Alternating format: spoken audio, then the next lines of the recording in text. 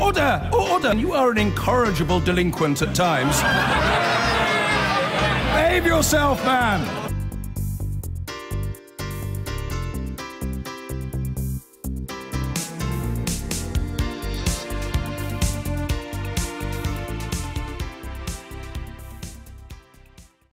Hello and welcome to the London part of the show. I'm Christian Fraser. Joining me for the duration, Conservative MP for Chelsea and Fulham and Minister for London, Greg Hands. Morning. And the Labour MP for Bethnal Green and Bow, Rushanara Ali. Welcome to you both. Thank you. So, as the Tory faithful assemble in Manchester to rake over the embers of a disappointing electoral campaign, the post-mortem over what went wrong in London is bound to feature. The Conservatives expected to win seats. Instead, they were pummelled, with Labour winning over half of the vote in the capital, their best result since the days of Clement Attlee. So how did London come to stand between the Conservatives and a majority in Parliament? And what, if anything, can they do about it? Andrew Cryan has more. The Conservative manifesto of 2017 read like it had, well, a bit of a downer on Britain's capital city. Time and time again, it talked about how power and wealth were too concentrated in London, and even saying that closing the gap between here and the rest of the country was the biggest prize in Britain today. Manifestos are about wording and about the nuance of the wording. Now, it may well be that what Theresa May wanted to do was replicate the success and the wealth and spread the wealth of London across the rest of the country. But what it came across as is at the expense of London, i.e. London, you've had enough. We will then take it away from London and spread it around the rest of the country. It was a message that helped the Conservatives lose the wealthiest seat in the country, West London's Kensington. At first glance, it seems incredible that Labour can now hold a seat where the average salary is £148,000 a year. But the London's housing problems help explain what happened. The house prices here are so high they could make a banker feel poor. The average home here costs an enormous 38.5 times more than that already enormous average local salary. It means the people of Kensington are less likely to be able to buy their home than anywhere else in the country. And not just here but across London did the Conservative record on housing cost them at the ballot box. We have not done anywhere near enough to offer people any kind of hope about getting on the housing ladder. And when you're stuck in your mum's box room, aged 30, and yet you're doing everything right, you are holding down a job, and you're ambitious about what you want to achieve in life, you look at the Conservatives and think they don't offer me anything. And I hope that at the party conferences, Theresa May will address that issue. The other side of life in Kensington also came into focus this summer with the tragedy of the Grenfell fire. In the immediate aftermath, the council's offices were stormed, and it's possible that local anger could mean the borough, which has been Conservative for its entire existence, turns Labour at next year's local election. There's no doubt at all that the council did not respond well in the immediate aftermath of the fire, and that will undoubtedly play a part in people's minds when they think about how to cast their vote next May. And it won't be helpful to the Conservatives, obviously. And in London, the Conservatives are up against an incredibly strong Labour Party machine. Now the largest political party in Europe, it's stronger in the capital than anywhere else in the country. And in some parts of town, as many as 1 in 10 registered voters are now card-carrying Labour members. The Conservative machine in London is much weaker. Frankly, the reality is that outside of the London MPs, outside of the London Voluntary Party, there are actually few members in the Conservative Party, or indeed around the Cabinet, who really understand the unique challenges that we're facing in London. Now, they've done the right thing. They've appointed a Vice Chairman, a London MP, Stephen Hammond, Vice Chairman for London. But he needs the executive power to deliver. He needs a unit and a team from which he can build a campaigning organisation across London. Of course, it's not impossible for Conservatives to win in the capital, as this guy proved twice. But for the party trying to deliver Brexit, in the city that voted for Remain, the next few years could prove very tricky indeed. Well, joining us live from the Conservative conference in Manchester is Ben Page, CEO of the pollsters Ipsos Mori. Ben Page, what happened to the Conservatives in London in June? Well, they lost another 6 seats. And remember, in 2015, when the Conservatives won a general election with a swing towards them, in the capital, the swing went the other way in 2015, 9% to Labour. So Labour has cumulatively got stronger and stronger in the capital. Sadiq Khan, the mayor, is massively popular by political standards or modern political standards, and Labour is well ahead in the polls. And it partly reflects just how different London is to the rest of Britain in its concerns and its population profile in some ways. When you look at the rest of the country, though, the Conservatives have improved in Scotland, they've improved in the north, and yet in London they are flatlining. So what is it about the message that appeals outside the capital that isn't resonating with young professionals here? I think what you have to remember is that although London is one of the wealthiest parts of the UK, at least on paper, the lived reality of life in London is very, very different. And so Londoners are much more concerned about housing than the rest of Britain. And interestingly, they're more concerned about poverty and indeed the economy as a whole. Because although, yes, wages are higher in London and there's full employment, the cost of living there is so much greater that, you know, it doesn't work out for people. And I think that's what is part of this sense that things aren't, you know, the Conservative messages just don't seem to offer any options or any real difference or hope for people, particularly for younger people in London. The median age in the capital is around 34. Does that mean that Brexit is a problem for the Conservatives? Well, it's clear that Brexit didn't help the Conservatives. Losing seats like Kensington and Chelsea, I mean, this is phenomenal stuff. But of course, you know, most people in London voted for Remain. Having a government committed to Brexit doesn't excite them. And, you know, you've got either people staying away from the ballot box, just not voting at all, or, you know, or in some cases actually genuinely switching to Labour.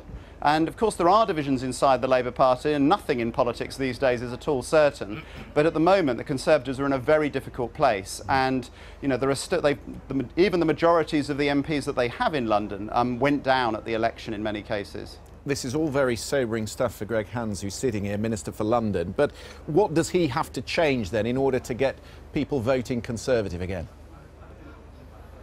I think, I mean, in a way it's similar in part to the challenge for the Conservatives in the country as a whole. For the voters under 44 who overall voted Labour at the general election, the Conservatives have to have more of a retail offer. So whether, you know, it might be something on tuition fees, probably what they've offered isn't enough, quite frankly, but it's really about housing. The Conservatives have to show that they are going to make housing available to people, and that means affordable to people. And Help to Buy on its own, I'm afraid, probably will not do it, certainly for the capital. The talk where you are in Manchester is all about Boris Johnson and his leadership ambitions. Party members have him up there as the favourite, but could the unthinkable happen and he lose his seat in Uxbridge? You know, these days, to be honest, almost anything can happen. So, you know, a targeted campaign, he slips up, perfectly possible. He does have the appeal of being, you know, as being unusual. That was how he was partly able to stand, as indeed did Ken Livingstone, almost apart from his party when he was Mayor of London. But I think now he's back in Conservative mainstream in the eyes of many voters. So let's see. You know, probably pretty safe because he's got amazing name recognition.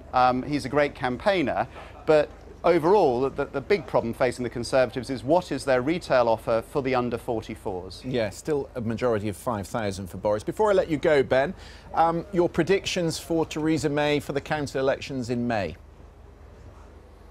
I'm not going to make any predictions, particularly this far away from May, but if you look at the polling in London, it certainly isn't good. And given that seats like Kensington have actually gone Labour, some of those Conservative-held councils that have seemed absolutely invulnerable may be up for grabs. OK, playing it safe. Ben Page, good to see you in Manchester. Thank you very much. Absolutely. So, Greg, Katie Perrier, the former Director of Communications at Number 10, in Andrew's film, saying you've not done anywhere near enough on housing for the under-30s in London. Well, we have done quite a lot, and we'll be doing more. A number of announcements this morning by Theresa May in relation to things like Help to Buy, our existing commitment to ban letting agents and take action in the private sector rented market. We are building more homes in London. We could do with a bit more cooperation from Labour councils. For example, the Earls Court development with the Labour Council Hammersmith and Fulham. They need to also get on with making sure that development is accelerated. 10,000 new homes just on the edge of Kensington. Really important, some of these developments. So we are doing more. But we need to do more still on top of that. I think the target should be about 75,000 new homes in London each year. We're currently delivering around 30,000. We need to work and make sure that the Mayor of London and all of those crucial London boroughs, which I think would be an important issue in next year's council elections. Ben mentioned the council elections, and I think next year is going to be a choice between well-run Conservative councils and the opportunity of having a well-run Conservative council, or what is a London Labour Party, a London Labour Party, a well-run Conservative council, and a London Labour Party that has been taken over by the hard left. And people will need to ask themselves, if they were going to vote Labour next May, what kind of Labour are they actually going to get? But even your own party said that Kensington and Chelsea were a shambles over the Grenfell Tower. Kensington and Chelsea Council did not, I think we all agree, did not respond well on Grenfell. You've got to remember, this is a council that has been rated by successive governments, actually Labour and Conservative governments, as being one of the best run councils in Britain. OK, they did not do well in the immediate aftermath of Grenfell. There's a public inquiry going on. There's other inquiries going on looking at their role. It's also worth remembering they weren't the only council to do the cladding. Camden Council, other London Labour councils also had the same cladding. Part of the problem for your party is what Ben Page has just defined, the demographics of the problem. We're going to talk to Rushanara in a moment about what her party's done. They're all card-carrying members. 1 in 10 in some boroughs are card-carrying Labour members. Where is the youth movement within the Conservatives in London? It's non-existent. I disagree. In Hammersmith and Fulham, for example, we've got a very young Conservative group. In various parts of London, we've got very good young Conservative councillors, some of whom are actually running their councils, doing a great job. I think we need to get the message out next May that Conservative councils are better run, cost you less, and actually compared to the only thing standing in between residents and having a hard left Labour council. This is a story also about momentum and Corbynistas taking over the London Labour Party, which people seem with to a want hard right left now. agenda. That's what young people seem to want. We'll see what the election heard the chant, oh, Jeremy Corbyn, May. that's what they're chanting. Well, we'll see what it throws up next May, but I think residents will be alarmed at the prospect of the hard left being back in London running things, not just campaigning, but actually running things. And I think the Conservatives will do better than people say next May. Obviously, Rushanara, it's been a huge success in London for Labour, but as a northerner myself, I look at your Brighton conference and it seems to be dominated by the Islington set. Is there a danger that you become a bit too London-centric? Well, look, can I just address Greg's point, which I think it's just shameful that he's saying that London councils run by Tories is well run when we've seen the most horrifically badly run council, which presided over the fire in Grenfell Tower, and his government has deregulated housing and protection of social housing tenants, and that puts more tenants at risk. The Localism Act has downgraded the powers of the Housing and Communities Agency. I have personally dealt with hundreds of complaints before the Grenfell Tower fire, complaining to the Minister for Housing, Gavin Barwell, who's now sitting in number 10, asking him to do something about strengthening the regulation to protect tenants. And alongside this is a 20-year issue. Kensington... Are you in danger of politicising this? Because with respect, this is a Local Government Act of 2011 under the Conservatives where they deregulated powers, and that's made it harder for residents. Harder for residents. Harder. No, I didn't interrupt you. Please let me finish. It makes it harder for residents to have a voice. It makes it harder for them to hold their tenants' management organisations to account, and in some cases housing associations. And it requires people to wait 8 weeks before and go to their local MP before a complaint is handled by the Ombudsman. Those are decisions and policies introduced by the Conservatives. So I find it scandalous that Greg is talking about well-run Tory councils with what's happened with Kensington and Chelsea. The second point is that in London, we have a housing crisis. The Conservatives have been in power for 7 years now, and they have presided over the lowest house building programme in records began, particularly when it comes to social housing, on Boris Johnson's watch. Greg says part of the problem is Labour councils. That's not true. What Labour councils are requiring, like my council, is that there is a high enough social housing element. It is not enough to build housing that is then bought by investors from overseas, and it doesn't deal with the social housing crisis. Let me bring you back to my original point. Is there a danger that the Labour Party becomes too London-centric? Andy Burnham, Sarah Champion last week saying there wasn't enough presence of Northerners on the stage in Brighton. You've not had as much success in the rest of the country as you've had here in London. Well, look, I think it's really important that we recognise the achievements here in London by Labour, as well as in other cities. That's where we have a stronghold. We do have a long way to go in reaching out to voters in parts of the country where we've lost votes, not just in recent... But unless you replicate what you're doing here in the North West. But also in previous elections. So it is not about, we mustn't be complacent. We have to look at what the public want in different parts of the country and speak to their hopes and aspirations, and that's what we're doing. What you're hearing from Greg is negativity, and what you've got to remember is here in London, he talks about the hard left. Sadiq Khan is the Mayor of London. The reason why he is the Mayor of London is because he ran a positive, inclusive campaign, talked about the issues that affect Londoners, whereas Zach Goldsmith ran a nasty, divisive, racist campaign.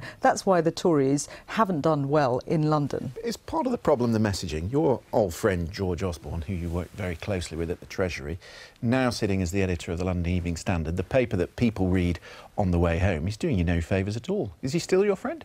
Well, he is actually, the Evening Standard is actually the biggest critic of the hard left takeover of the Labour Party in London. Also a fierce critic of your government. What about the hard right takeover of your party? Well, hold on. What about the hard right and being I think what George Osborne is doing is he's being the editor of London's leading newspaper.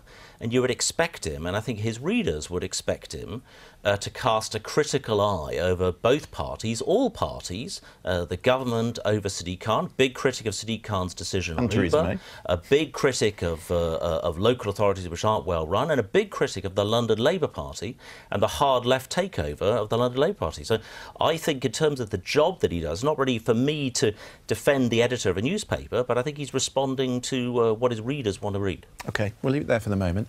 An area where the Conservatives are seemingly more in tune with Londoners than Labour, their opposition to the decision to terminate Uber's licence as of today. The decision was made by Labour Mayor Sadiq Khan's agency, Transport for London.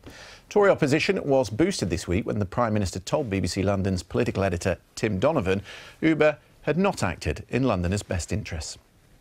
Look, I think at a stroke of the pen, what the Mayor has done is risked 40,000 jobs and, of course, those 3.5 damage the lives of those 3.5 million Uber users. Yes, there are safety concerns and issues for Uber to address, but what I want to see is a level playing field between the private firms and our wonderful London taxis. Our black cabs are a great national institution. I want to see a level playing field. I think a blanket ban is disproportionate. It sounds to me that you might not be, or you don't have any concerns about Uber, or if you do, would you not be prepared in any way to intervene? You say, do I have concerns about Uber? I have said consistently that I think there are questions for them to answer, there are safety issues for them to answer, but what I think people want to see is choice, and what I think we want to see is a level playing field between the taxi cabs and the private hire vehicles. Which you've said and been very clear on. Obviously, it is the Mayor's responsibility to deal with the licensing thing. Government are given him powers there. Do you not have any view about their tax status? They don't pay VAT on fares income. They pay very little in corporation tax. Isn't that something you could do something about? Well, look, you've raised a wider issue about the question of businesses and ensuring that we do see businesses paying taxes and so forth. And that's something that this Conservative government has done more on than previous Labour governments. And we are very clear about that. What we want to see in relation to businesses is, yes, them taking their responsibilities, recognising their responsibilities to their communities.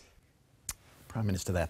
Now, Roshanara, if I put this into perspective, 40,000 employees, Tata Steel had 15,000, Ford Dagenham at its peak had 40,000.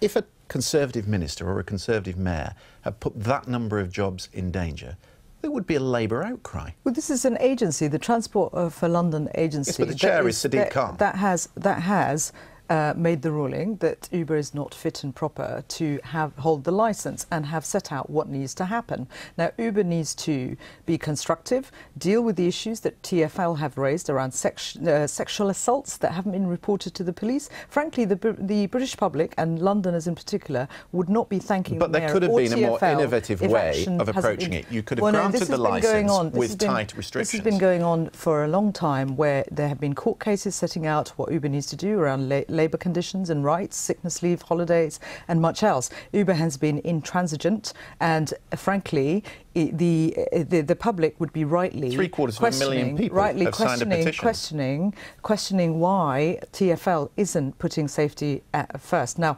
there is an opportunity for Uber now to negotiate and put in place the safeguards that TfL has set out that it requires, and that's what needs to happen. Now, I certainly recognise that there are thousands of jobs. Many of my constituents work for Uber. We need an agreement. An Uber cab? Yes, I've taken so you black didn't cabs. Have concerns about I've used black cabs. I've used different forms of cabs, local cab firms. People do want choice, but consumers want cab drivers, Uber drivers, black cab drivers, other private hire vehicles to run according to the same standards, but also that people get treated fairly as employees. Now, when Uber came into the scene, many Uber drivers said that because there weren't as many drivers, they could earn a decent living. What are your and lots of that has changed. In your constituency as well, Uber drivers? I mean, how many? 90% of them are Asian or from an ethnic minority. I would presume, disproportionately so, many of them are in Bethnal Green and Bow. Yes, a very high number are.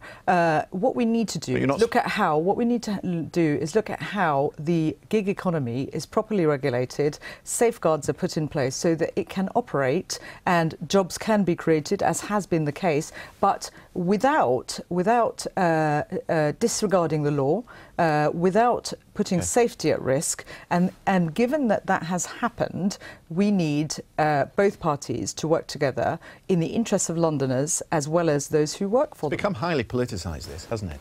Well, it's inconceivable that Transport for London would have made the decision without referencing in any way the Mayor for London. And we know that Sadiq Khan wasn't originally going to be invited, even by Jeremy Corbyn, to go to the Labour conference. So by actually throwing out some red meat, a blanket ban on Uber, the Corbynistas, the Momentum types cheering him to the rafters, was a useful way of getting that invitation to go to Labour conference. I think most importantly here, this is a matter of consumer choice. Of course, Uber need to be properly regulated. All of these things need to be properly supervised, as all cab companies have to be. But the blanket ban, I think, is entirely wrong, has the potential to put a lot of people out of work, massive inconvenience to Londoners. Does your family use Uber? I've used Uber occasionally. I've got the app. I don't use it very often, actually, but I find it a good service. I use minicabs, like Rushanara said, black cabs as well. Not worried they don't pay enough tax? Well, the tax question is obviously a matter for HMRC and the tax authorities, but the government has taken major measures to ensure that foreign companies do pay tax properly. We've introduced the diverted profits tax to make sure that these companies are properly taxed. We're out of time. That's all we have time for. My thanks to Rushanara and to Greg.